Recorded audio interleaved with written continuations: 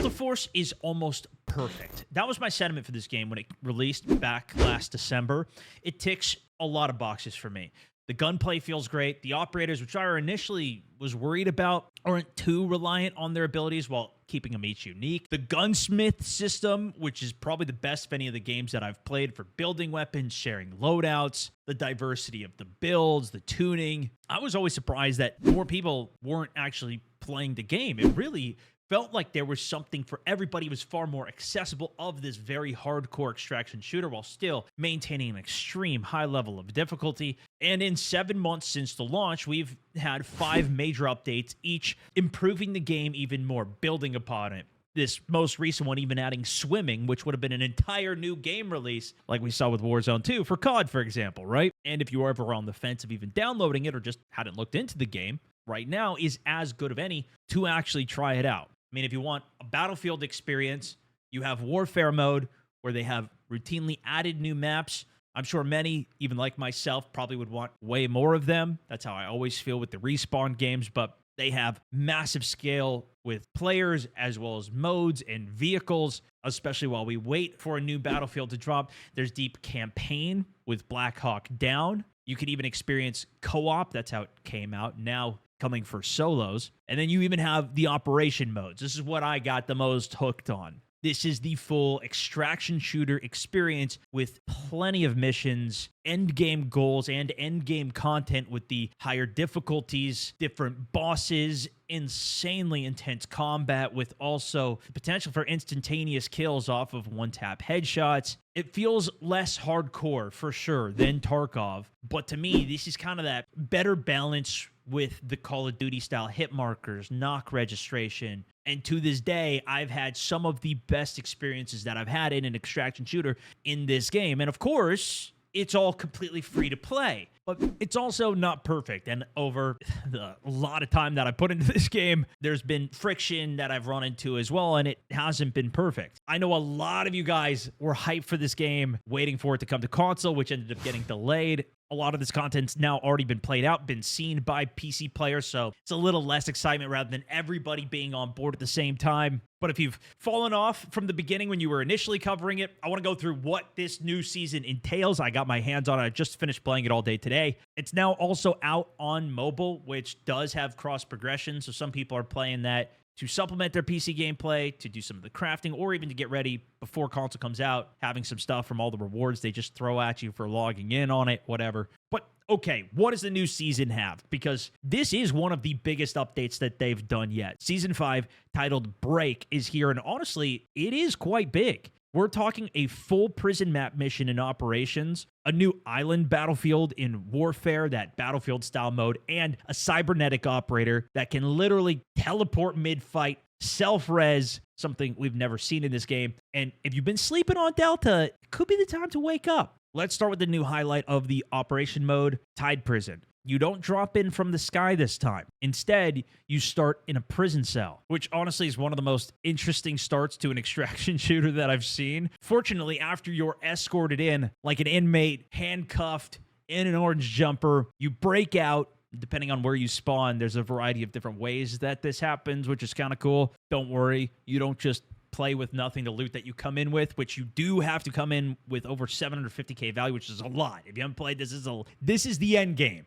All while certain parts of the map are no signal restricted. You're having to fight a boss, which is insanely deadly. In one game we played, Bronick randomly knifed a poster, which revealed the way to crawl through the wall, Shawshank style. Guards that have sledgehammers solve puzzles, hack doors, and sneak your way through the compound, attempting to even activate the exfil. But once you're geared up, then you have to find loot, if you even can. Hopefully take out some of the other players. This is the highest PvP map you can even get into. And of course, escape the prison to successfully extract. Without doing so, you're losing everything. You had to go in juice to get in there. There's even a hidden underwater extraction point that only one player on the entire map can even go into, if you can find it. And you have to leave without your bag to get out of it. But the whole thing plays like Escape from Tarkov meets Splinter Cell. It reminded me of Labs in Tarkov, but it's crazy that you can even go outside and swim in this as well.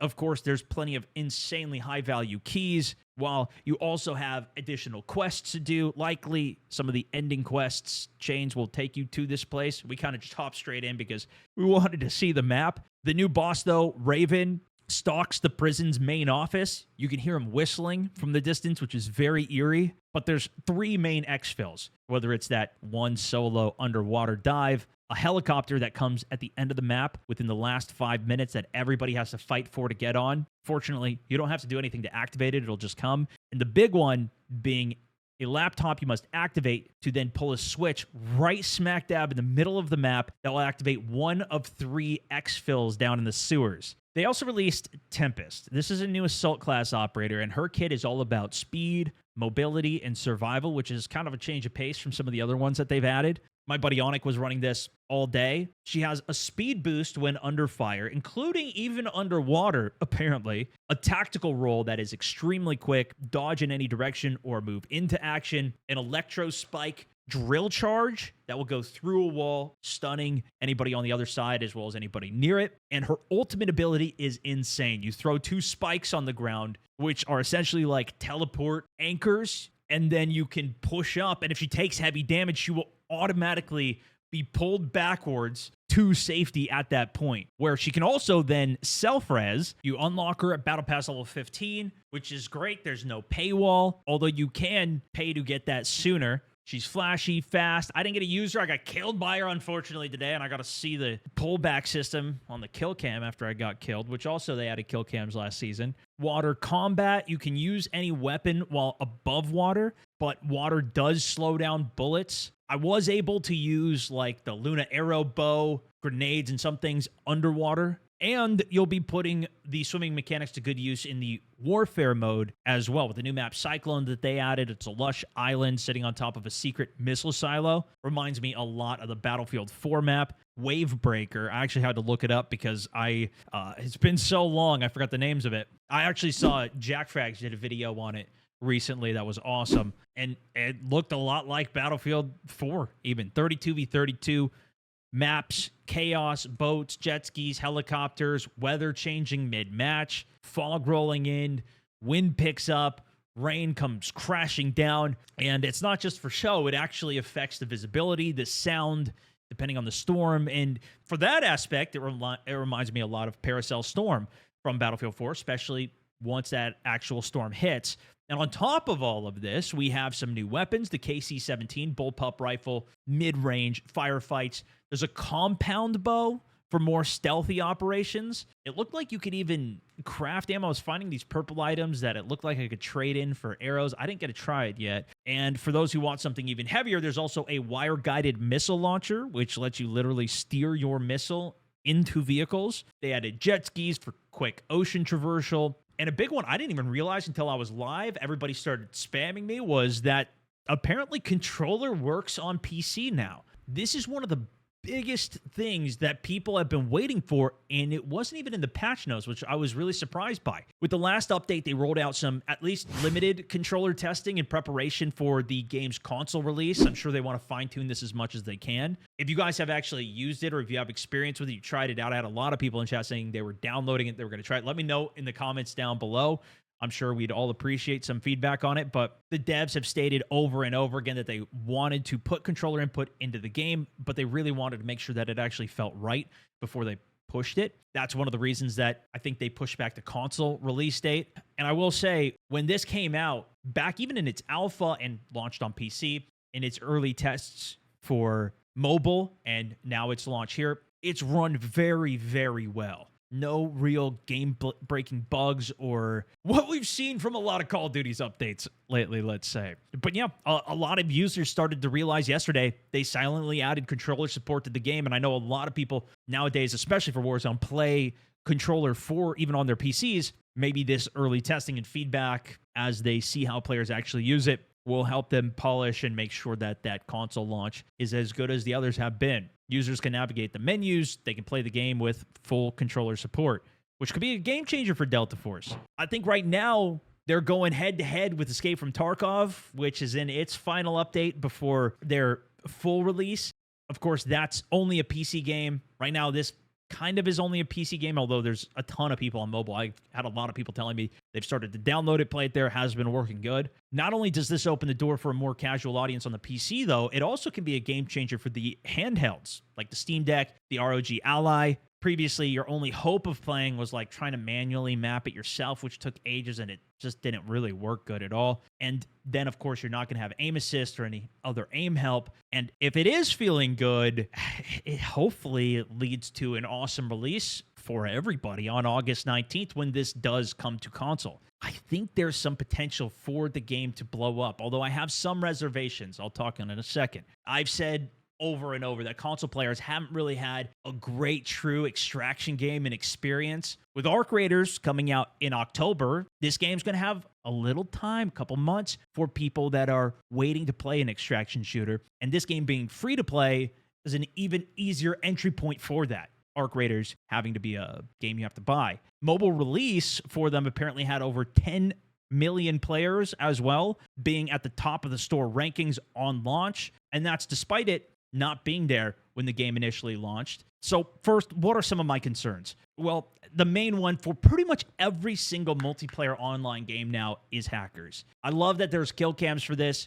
You can at least report more easily now. And they are very actively saying that, they're going after the hackers. It's so hard to tell with how fast the time to kill is in this game and how loud the audio is to where you're hearing footsteps and every minutia. Sometimes, at least I don't know. But I know that is a problem in this game.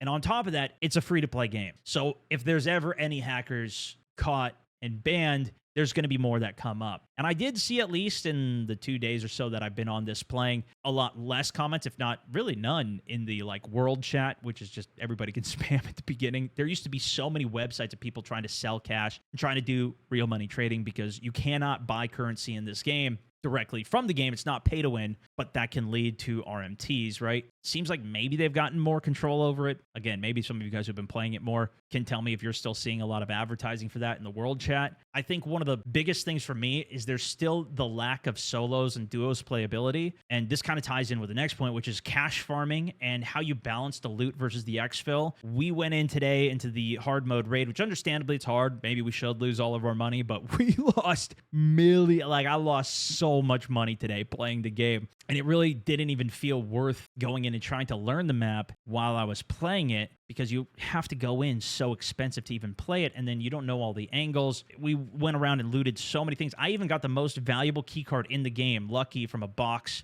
from one of the events that they have going on. I only got one time use out of it, and I opened it, and I got pretty much nothing in the room. Apparently this key needs to pay out 500, 600K every time you open that door. I think I got 150 or 200K. So, maybe I just got unlucky too, but a lot of these keys I've never really made a ton of money off of anyways. It's just kind of fun to open. But to that extent, even looting other boxes, I did find a couple golds here and there. Maybe it's because I also don't know where all the best loot spots are and whatever, but didn't feel like there was a lot of great loot or worth the time of going in there to try and make money. I feel the same way about Space City, their other really hard mode, which is the end game, but I go in there more for the fun of the kills and the experience and trying to come out big, even though I always go in at a massive loss every time I play. And the problem is too, again, if you die to a hacker, now that 1 mil, 2 mil, we went in with a red one, so we're going in with maybe 3 mil worth of stuff, especially all the gold ammo, everything that we, I go in maxed out, you die, you've got to get so many successful runs to pay out, but it's so hard to even exfil from the map one time. It just doesn't feel like there's a good balance there. So then if you want to play solos or duos, if you're not going in solos into a trios there, because you always have to go in either fill with randoms or by yourself no fill, and then you're really screwed against teams. Because unlike Tarkov, which you can kind of go in solo and work your way around, there's no HUD or UI for your teammates. There's friendly fire in that game. There's no friendly fire in this game. And with the abilities, you really need that team aspect on it. And I like to play solo. The best way, though, that I've made money in this game still, I even tried it before I went on stream today, I go in solo with just a tack rig and a backpack with nothing else. I just kill a bot, take their weapons, take their stuff, hiding corners, wrap my way through the map, cleaning up some of the scraps on the outside. Mind you, I did this on a normal map on Zero Dam, and that's the best way that I can make money. And the only place I can really get a queue to go on is Zero Dam. Now, maybe when console comes out, I'll be able to play their other map. Lay Alley Grove is much bigger, But at least the last time I tried, I couldn't really get that map to queue. It was so long. I tried even queuing to Hot Zone, their 3v3v3 mode. I couldn't get that to queue because I just don't think there's enough players on the game right now. And I do think by the time this does come to console, I don't know if this is going to be a point where people have already seen all the content that they would want to from online. They're going to feel like they're too late to get into the game. It does look like from their patch notes and blog posts that there will be crossplay between console and PC. So maybe they're going to be at too much of a disadvantage against people who have already been playing for so long. They do protect some of the new players to the game, and you kind of have the easy mode, which is a little bit more protected as a whole because you can't bring in high-tier gear into that. That was another update that they did. Versus if this game had, in a perfect world, come out on console with controller support at the same time that it launched on PC, I think this could have been far more than what it is now. Obviously, that wasn't ready, and if they would have delayed the whole game for launch, at this point, I don't know, because now they're going into a point where there's so much more competition with these other console games that are extraction shooters that are going to be coming out. And for this update to come out on the same day as the Tarkov update, you know, that's tough as well. I kind of want to go try out the Tarkov update now, too. This apparently going to be one of the last ones before the full launch. I'm thinking of even doing a more full video on that. If you want to see it, let me know. But this does at least have the element that it's first person going for it over something like Arc Raiders. It already has so much content and this very, very intense endgame that has now just been further amplified with this update today. And while I did have some stuttering on the new map, definitely nothing game-breaking, especially for being the first day that the update is out. It's awesome that deltaforce isn't just patching bugs, but they have tons of events that are constantly happening, tons of rewards that constantly keep you going on to play. Even if you are constantly losing, they're giving you free stuff to go on some tickets. This is just like a free loot. You can go in and play. A lot of rewards, and they are building momentum. And I'm curious of what's going to come after the console launch. What else do they have under their belt? What else do they have cooking up for this game for the end of the year, after the console release, into the next year? Because once they don't need to develop this first tool, I imagine this is a big project to make it actually work, to launch it on console. Once the game's out, what's the future support for this going to be like? Season 5 feels like a giant push before the console wave hits, and awesome that all of this is going to be available day one for all those people for free on top of the campaign, on top of the multiplayer. Like, it seems great to me. This game, too, people say that it's easy compared because you have the HUD, you have the no friendly fire, whatever. Dude, this game is so hard. It is a tough one. It's a lot of fun, and when you do get those wins, it is crazy. And after playing today, I definitely want to play more, but it just feels like there's so much that I want to play lately between everything I've been covering here and what's around the corner. It's like I don't have enough time for everything anymore. But let me know what you guys think. Have you played it? Are you going to play it? Does this look enticing? Is console going to be what you're going to be trying for this? I think these games are even more punishing when you're going up against hackers than even something like Warzone or these games where it doesn't really matter. You're not building a character. In this one, you're losing out on true value if you die to that. Does the hacker situation ruin it for you? We've seen a lot of coverage on this for Escape from Tarkov, for example, where they have big problems with it too. It's led to a lot of players leaving it or not even wanting to play it, not being able to deal with that. Would love to know your guys' thoughts, but that's it for this one. Thanks so much for watching. StubbMouse64, over and out.